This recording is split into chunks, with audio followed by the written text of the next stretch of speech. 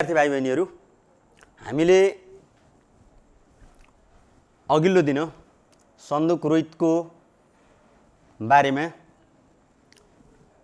सन्दुक रोहितको पाठको जीवनीका विभिन्न अनुच्छेदहरूको ससुर वाचन, शुद्धोच्चारण, कठिन शब्दहरूको वाक्यमा प्रयोग, विभिन्न अनुच्छेदहरूबाट सोधिने बोध प्रश्नहरूको उत्तर हामीले अघिल्ला दिनहरूमा पढिसकेका छौँ र आज हामी यो पाठको थोरै चित्रात्मक र शब्दात्मक पुनरावृत्ति, संक्षिप्त प्रश्नको उत्तर लेखन तथा भाव विस्तार सम्बन्धी कुराहरू अभ्यास गर्नेछौँ।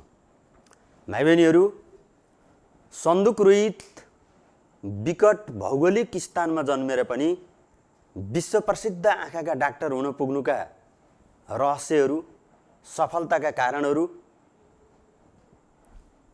उनको दृढ सङ्कल्प, आत्मविश्वास, साहस, लगन र अथक परिश्रम रहेको छ भन्ने कुरा हामीले अघिल्ला दिनहरूमा पढ्यौँ। भाइ बहिनीहरू, अघिल्ला दिनमा पढेका केही कुराहरूको हामी चित्रात्मक र शब्दात्मक हामी गर्दैछौँ। चित्रात्मक र शब्दात्मक पुनरावृत्ति हामी यहाँ हेर्दैछौँ। भाइ बहिनीहरू, स्लाइडमा देख्न सक्नुहुन्छ सन्दुक रोहित, जो चाहिँ आँखाका विश्व प्रसिद्ध डाक्टर हुन्। उनले उनी आँखामा को उपचारमा संलग्न रहँदाको दृश्य यसमा प्रस्तुत गरिएको छ। अगाडि बढौँ भाइ बहिनीहरू। यो चाहिँ सन्दुक रोहितको जन्मस्थान ताप्लेजुङ जिल्लाको ओलाङचुङ्गोला, जो चाहिँ भौगोलिक दृष्टिले अत्यन्त विकट थियो, त्यो ठाउँको चित्र अथवा दृश्य अर्थात् सन्दुक रोहितको जन्मस्थान हो। यसपछि हेरौँ भाइ बहिनीहरू, यो सन्दुक रोहितका उनी आफ्ना पिता सोनाम, छोरी सेरब्ला, आमा कासाङ र सानी छोरी सान्टेलाका साथमा रहँदाको र प्रेरणादायी बहिनी याङ्लाको तस्बिर हामी यसमा देख्न सक्छौँ। यसपछि हेरौँ, सन्दुक रोहितका पिताले आफ्ना जेठा छोराको 3 वर्षको उमेरमा झाडा पखालाको कारणले निधन भइसकेपछि, मृत्यु भइसकेपछि आफ्नो कान्छो छोरालाई पढाउने जुन सपना देखेका थिए, पढाएर डाक्टर बनाउने जुन सपना देखेका थिए, त्यही योजना स्वरूप नै उनले सन्दुक रोहितलाई सेन्ट रोबर्ट्स स्कुल दार्जिलिङमा लगेर भर्ना गरे, जुन चाहिँ ताप्लेजुङबाट 15 दिन लाग्ने टाढाको समय थियो। भाइ बहिनीहरू, अब हामी अगाडि हेरौँ। सन्दुक रोहितले त्यो सेन्ट रोबर्ट स्कुलमा पढे। चीन र भारतबीचको युद्धले ती विद्यालयहरू बन्द हुन पुगे। ती विद्यालयहरू बन्द भइसकेपछि सन्दुक रोहितलाई काठमाडौँको सिद्धार्थ वनस्थली स्कुलमा ल्याएर भर्ना गरियो, जहाँबाट उनले 2025 सालमा प्रवेशिका परीक्षा उत्तीर्ण गरे। त्यसपछि उनी त्रिचन्द्र कलेजमा भर्ना भए। त्रिचन्द्र कलेजबाट आइएससी उत्तीर्ण गरिसकेपछि किङ्स जर्ज मेडिकल कलेज लखनऊबाट सन्दुक रोहितले एमडी गरे। उनले एमबिबिएस गरे। एमबिबिएस गरिसकेपछि उनी वीर अस्पतालमा जागिरी भए। त्यसपछि उनले All India Institute of medical साइन्समा आँखा सम्बन्धी यो एमडी गर्नको लागि छात्रवृत्ति पाए। यसपछि अगाडि हेर्नुहोस्, र उनले आँखा सम्बन्धी विभिन्न कार्यहरू गर्दै जाँदा देश विदेशका विभिन्न मानिसहरूको आँखाको शल्यक्रिया गर्ने, सेवा प्रदान गर्ने काम गरे। यो चाहिँ सिङ्गापुरका मिस्टर ट्यानका साथमा इन्डोनेसियाका 9 वर्षीय बालकको शल्यक्रिया गर्दै गर्दाको यो अवस्था हो। भाइ बहिनीहरू, अर्को हेर्न सक्नुहुन्छ, यो चाहिँ मुस्ताङको चारङमा पुनः दृष्टि पाएका बिरामीसँगको सन्दुक रोहितको तस्बिर हो। त्यसपछि हेरौँ, सन्दुक रोहितले चीनको नानचाङका चिकित्सकलाई प्रशिक्षण दिँदै गरेको यो अवस्था हो। यसपछि हेर्न सक्नुहुन्छ बिरामीमाझ मित्र प्रोफेसर जेफ ट्याब्बिनसँग उनी दोलखामा रहँदाको स्थिति, यो चित्रात्मक प्रस्तुति यहाँ छ।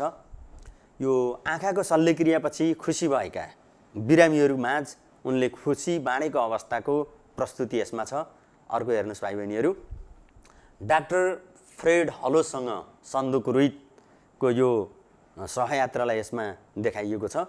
अर्को हेरौँ, यो चाहिँ म्यानमारको याङ्गुनमा चिकित्सकलाई प्रशिक्षण दिँदै गर्दाको त्यो तस्बिर हो यो सन्दुक रुइतको।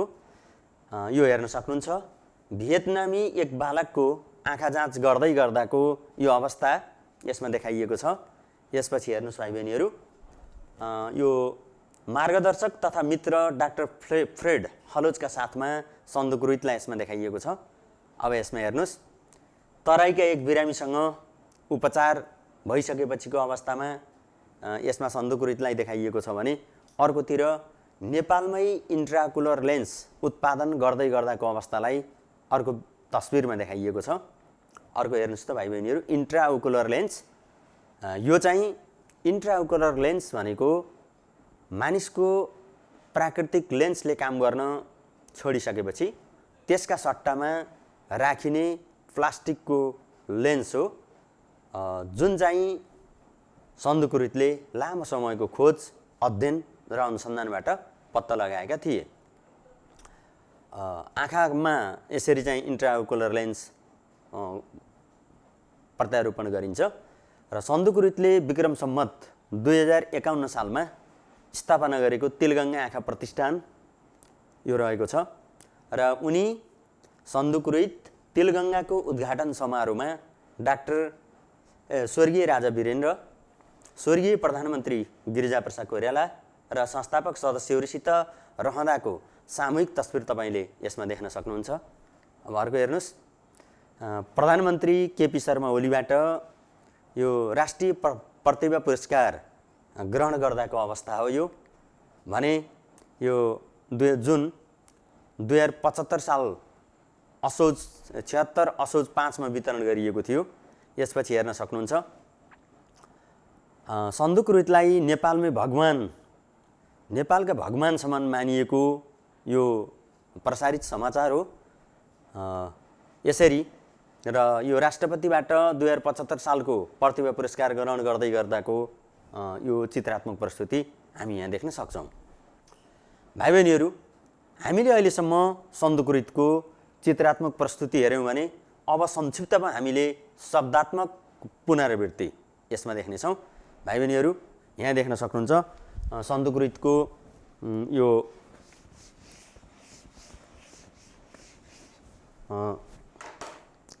शब्दात्मक पुनरावृत्ति भाइ बहिनीहरू हेर्न सक्नुहुन्छ। सन्दुक रुइतको जन्म स्लाइडमा हेर्न सक्नुहुन्छ भाइ बहिनीहरू। विक्रम सम्मत 2011 भदौ 19 ताप्लेजुङ जिल्लाको ओलाङचुङ्गोलामा भएको थियो र उनका माताको नाम केसाङ रुइत र पिताको नाम सोनाम रुइत थियो। उनको बाल्यकाल रमाइलो र लोभलाग्दो थियो। 7 वर्षको उमेरमा उनलाई यो शिक्षा आर्जनको लागि दार्जिलिङको सेन्ट रोबर्ट्स स्कुलमा भर्ना गरिएको थियो। सानैदेखि सन्दुक रुइत अध्ययनशील र जिज्ञासु प्रवृत्तिका बालक थिए। उनमा आफ्ना ठुला दाजुको निधन, बहिनीहरूको निधनले गर्दा एकपछि अर्को गर्दै पारिवारिक विपत्ति आइपरे पनि सन्दुक रुइतले त्यसलाई साहस र आत्मबलका साथ त्यसलाई सहन गरे र आफ्नो लक्ष्यमा उनी लागिरहे। त्यसपछि हेर्न सक्नुहुन्छ सन्दुक रुइतको शिक्षा। उनले सिद्धार्थ वनस्थली स्कुलबाट 2025 सालमा प्रवेशिका परीक्षा उत्तीर्ण गरे। त्यसपछि उनले त्रिचन्द्र कलेजबाट आइएससी उत्तीर्ण गरे। त्रिचन्द्र कलेजबाट आइएससी उत्तीर्ण गरेका सन्दुक रुइत विक्रम सम्मत 2029 मा एमबीबीएस पढ्न किङ्स जर्ज मेडिकल कलेज लखनऊमा छात्रवृत्ति पाएर त्यहाँ भर्ना भए। अनि त्यसपछि उनले अल इन्डिया इन्स्टिच्युटबाट एमडी पनि गरे। र अस्ट्रेलियाबाट आँखाको शल्यक्रियाको क्षेत्रमा विशेषज्ञता हासिल गरे। भाइ बहिनीहरू, यो सन्दुक रुइतको बाल्यकाल र शिक्षाका कुराहरू हामी यो स्लाइडमा देख्न सक्छौँ। यो पछि सन्दुक रुइतले गरेका कार्य, योगदान र सम्मानका कुराहरू हामी यो स्लाइडमा हेर्न सक्छौँ। विक्रम सम्वत 2051मा सन्दुकले उनकै पहलमा तेलगङ्गा आँखा केन्द्रको स्थापना भयो। आँखा रोग सम्बन्धी लामो समयको खोज, अध्ययन र अनुसन्धानबाट रुइटेक्टोमी प्रविधिको आविष्कार गरे। भाइ बहिनीहरू, रुइटेक्टोमी भनेको सन्दुक रुइतले पत्ता लगाएको आँखा उपचार सम्बन्धी सरल, सस्तो र भरपर्दो पद्धतिको नाम हो। र उनले इन्ट्राओकुलर लेन्स बनाई आँखाको शल्यक्रिया गर्ने नयाँ उपचार पद्धति पत्ता लगाए। हामीले अगाडि नै चर्चा गऱ्यौँ, इन्ट्राओकुलर लेन्सको मोतीबिन्दुका कारणले मानिसको आँखाको प्राकृतिक लेन्स बिग्रिसकेपछि प्रत्यारोपण गरिने कृत्रिम लेन्सलाई इन्ट्राओकुलर लेन्स भनिन्छ, जुन प्लास्टिकको हुन्छ। त्यो इन्ट्राओकुलर लेन्स बनाउने काम पनि सन्दुक रुइतले गरे। र हालसम्म उनले 3 दशक लामो आफ्नो उपचार यात्रामा 1 लाखभन्दा बढी मानिसको आँखाको सफल शल्यक्रिया गरे। ती मानिसहरूलाई अन्धकारबाट उज्यालोतर्फ प्रवृत्त गराए, एउटा आँखाको ज्योति प्रदान गरेर जीवनलाई सार्थक बनाउने काम गरे। त्यसपछि उनले मोतीबिन्दुको शल्यक्रिया गर्ने प्रविधि, जसलाई रुइटेक्टोमी भनिन्छ, त्यो संसारभरिका डाक्टरहरूलाई प्रत्यक्ष अर्थात् भिडियो मार्फत सिकाउने काम गरे। अनि उनले आँखा सम्बन्धी शिविर तथा जनचेतनाबाट दृष्टिविहीनताको समस्यामा कमी ल्याउने काम गरे।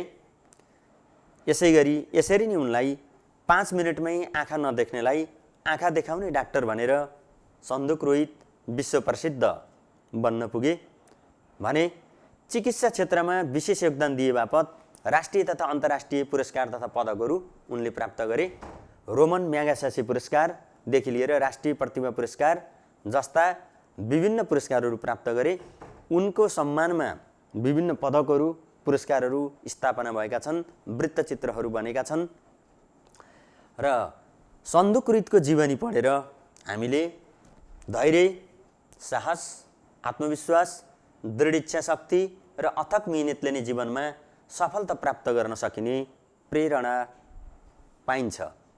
यो सन्दुक रुइतको हामीले हिजो अस्ति पढेको कुराहरूको पुनरावृत्ति हो। भाइ बहिनीहरू, केही कुराहरू छुटेका हुन्छन् भनेर गरिएको पुनरावृत्ति हो।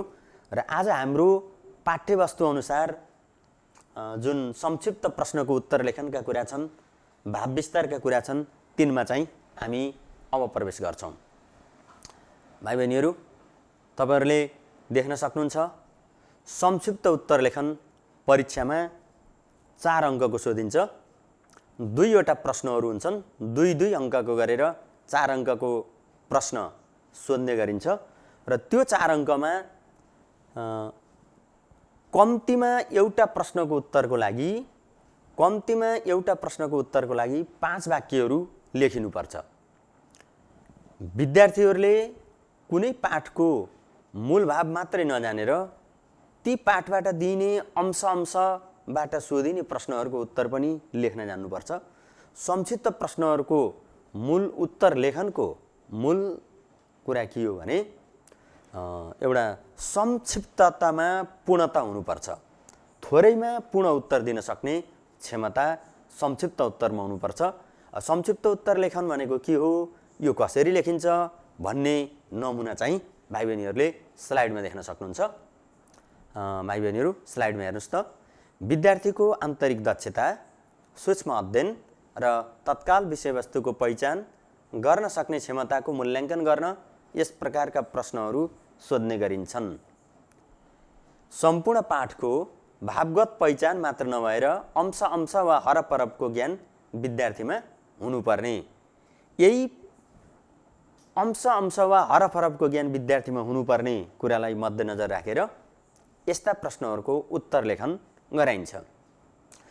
थोरैमा धेरै भन्न सक्ने, प्रश्नको मर्म पहिलाउन सक्ने, सूत्रात्मक रूपमा सही जवाब दिन सक्ने क्षमता विद्यार्थीमा हुनुपर्ने भनेको संक्षिप्त उत्तर लेखन एउटा गहन हुनुपर्छ, सूत्रात्मक हुनुपर्छ, सारपूर्ण हुनुपर्छ। संक्षिप्त उत्तर लेखनका लागि गम्भीर पठन र विषयको चुरो पहिचान अत्यावश्यक मानिन्छ। भाइ बहिनीहरू यहाँ हेर्न सक्नुहुन्छ। अब संक्षिप्त उत्तर लेखनमा ध्यान दिनुपर्ने कुराहरू के हुन् त? संक्षिप्त उत्तर लेख्दा जुन अंश दिइएको छ त्यसलाई ध्यानपूर्वक पढ्नुपर्छ। प्रश्नको उत्तरको आशय अनुसार उत्तर पत्ता लगाउनुपर्छ। अर्को हेर्नुहोस् त भाइ बहिनीहरू, अनुच्छेदमा दिएको वाक्यलाई जस्ताको तस्तै नसार्ने, प्रश्नले निर्देश गरेको क्षेत्र वा विषयलाई खँदिलो रूपमा प्रस्तुत गर्ने काम संक्षिप्त उत्तरमा गरिन्छ। विस्तार वा व्याख्या गर्ने, उदाहरण दिने वा विश्लेषण गर्ने काम गर्नु नहुने, यी कुराहरू संक्षिप्त उत्तर लेखन गर्दा यी कुराहरू व्याख्या गर्ने, उदाहरण दिने, विश्लेषण गर्ने काम गर्नु हुँदैन। निर्दिष्ट अंशको मूल भाव पहिचान गरी छोटो, खँदिलो तर पूर्ण र मौलिक उत्तर दिनुपर्ने। प्रश्नको उत्तर 5 वाक्यसम्ममा पुरा गर्नुपर्ने। कम्तीमा 5 वाक्य चाहिन्छ। धेरै वाक्य बनाएर प्रश्नको उत्तरलाई लम्बाउने काम पनि गर्नु हुँदैन, समयसँग तालमेल नमिल्न सक्छ। भाइ बहिनीहरू, प्रश्न हेरौँ। अब हामीले सन्दुक रुइतको यो जीवनीबाट सोधिने संक्षिप्त प्रश्नहरूको उत्तर, यी अनुच्छेदबाट सोधिने संक्षिप्त प्रश्नहरूको उत्तर कसरी लेख्छौँ यसलाई हामी व्यावहारिक अभ्यासतिर लागौँ। भाइ बहिनीहरू, स्लाइडमा देख्न सक्नुहुन्छ। तलको गद्यांश पढी सोधिएका प्रश्नहरूको उत्तर दिनुहोस्। भाइ बहिनीहरूले त्यहाँ गद्यांश देख्नुहुन्छ। हेर्नुहोस् त, नेपालमा बसेर केही गर्न सकिँदैन भन्ने सङ्कीर्ण सोचाइ बोकेर विदेश पलायन हुनेहरूका निम्ति रोहित आदर्श दृष्टान्त बनेका छन्।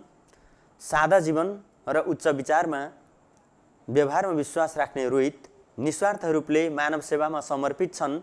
धैर्य, साहस, दृढ इच्छाशक्ति र सङ्घर्षले नै मानिस जीवनमा सफल हुन सक्छ भन्ने प्रेरणा उनको जीवनीबाट पाउन सकिन्छ।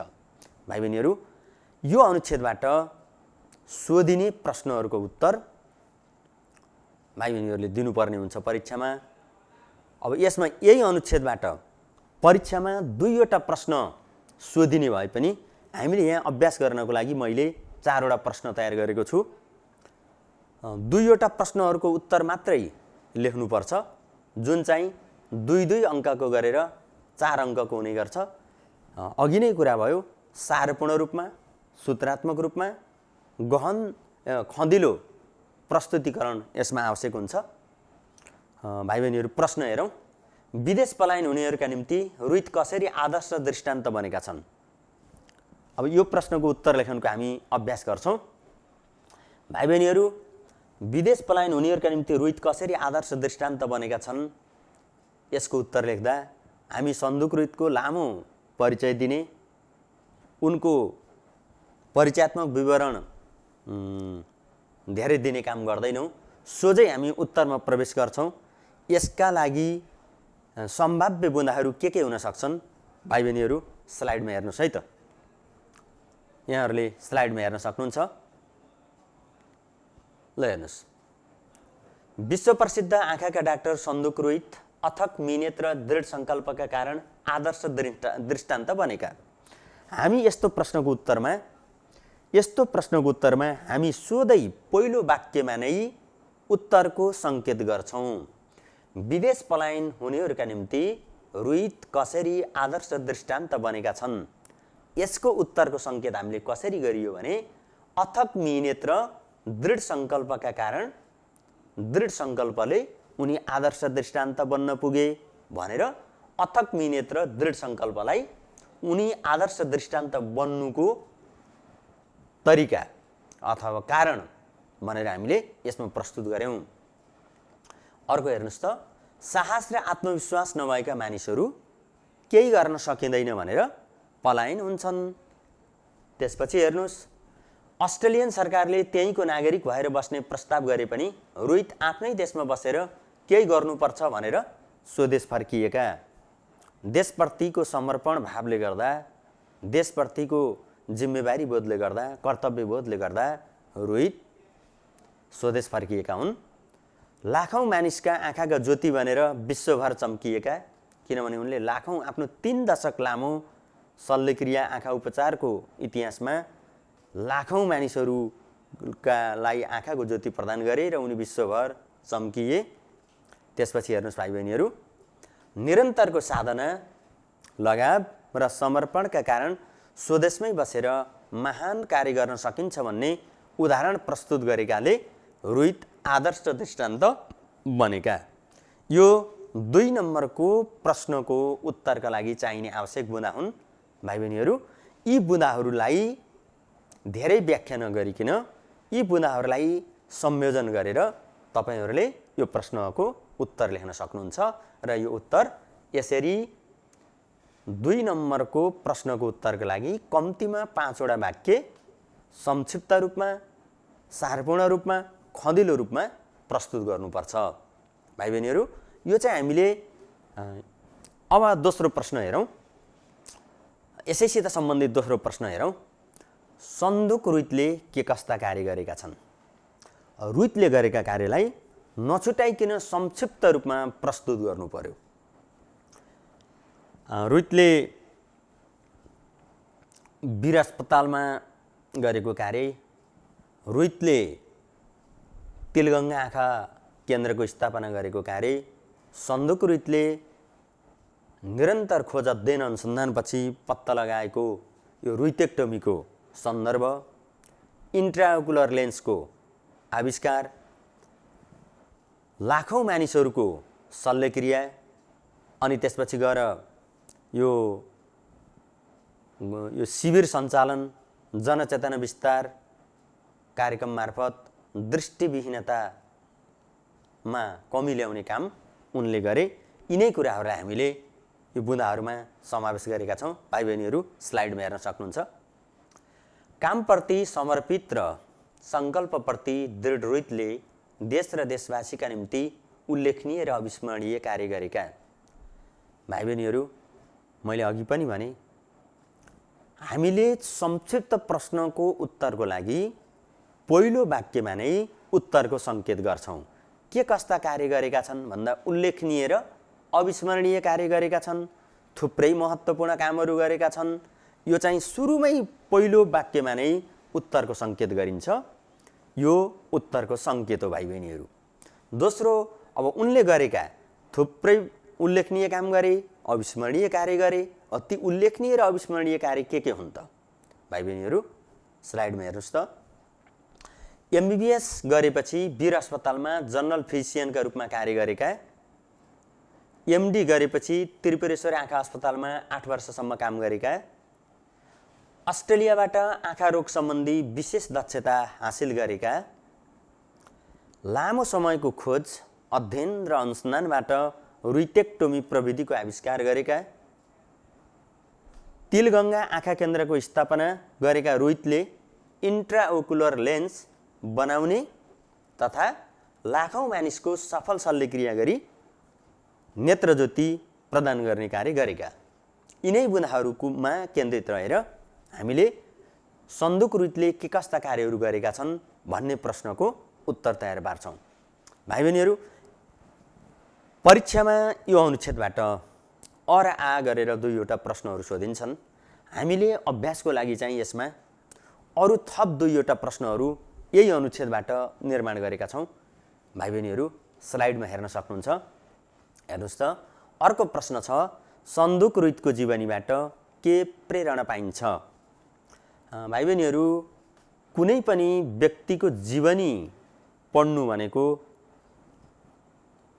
त्यो व्यक्तिले जीवनमा गरेका उल्लेखनीय कामहरू, महत्त्वपूर्ण कार्य र योगदानहरूबाट हामी प्रेरित हुनु, त्यसबाट केही कुरा सिक्नु र त्यसलाई व्यवहारमा उतार्नु हो।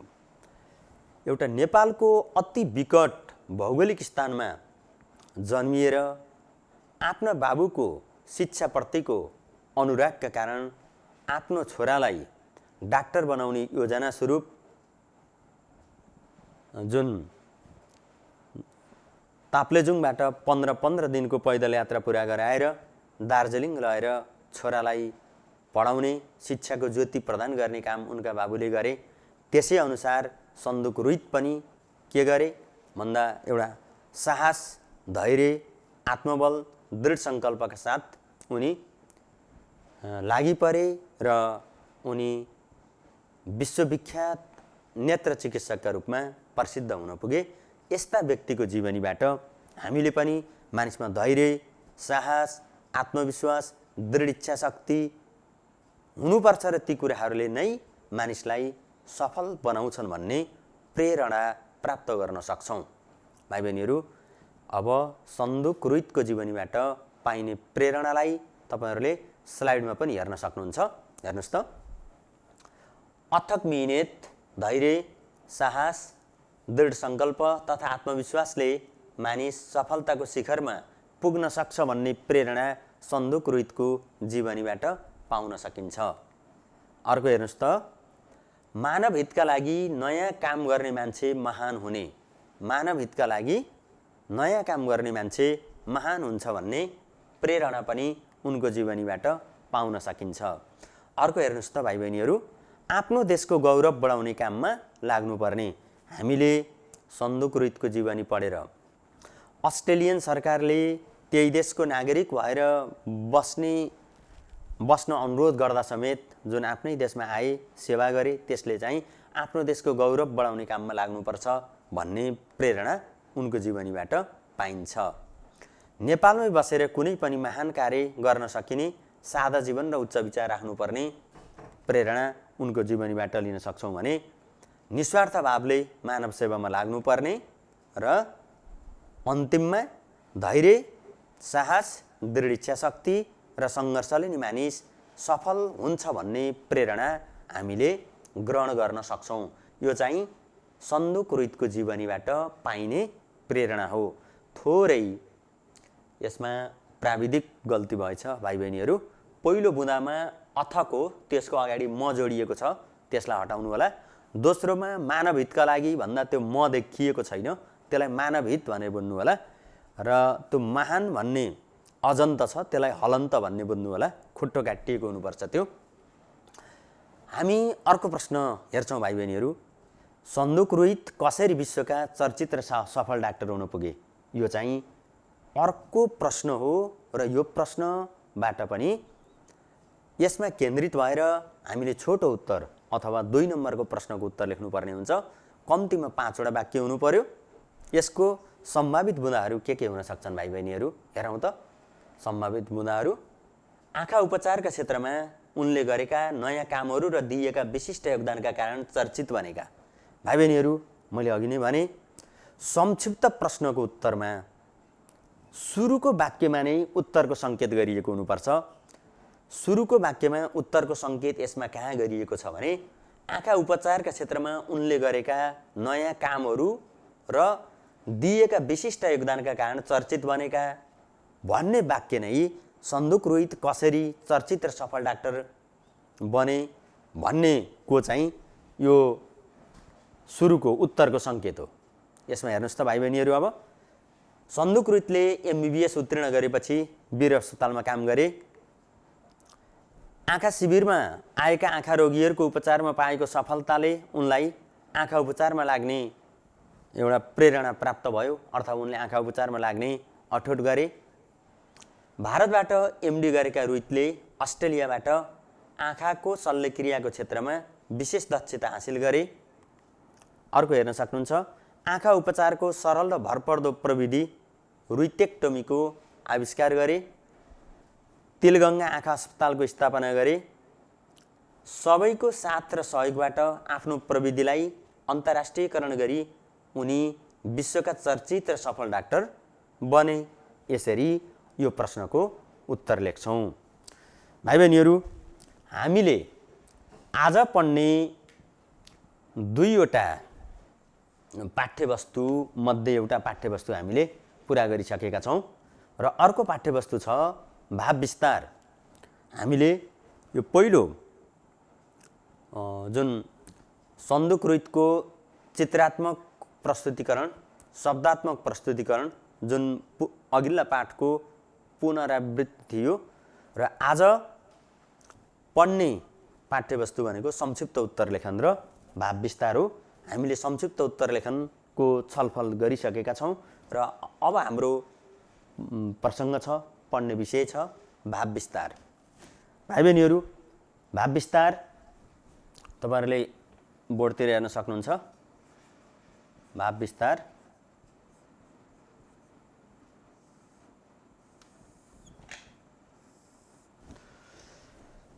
भाव विस्तारको लागि परीक्षामा 4 अङ्कको प्रश्न सोधिन्छ।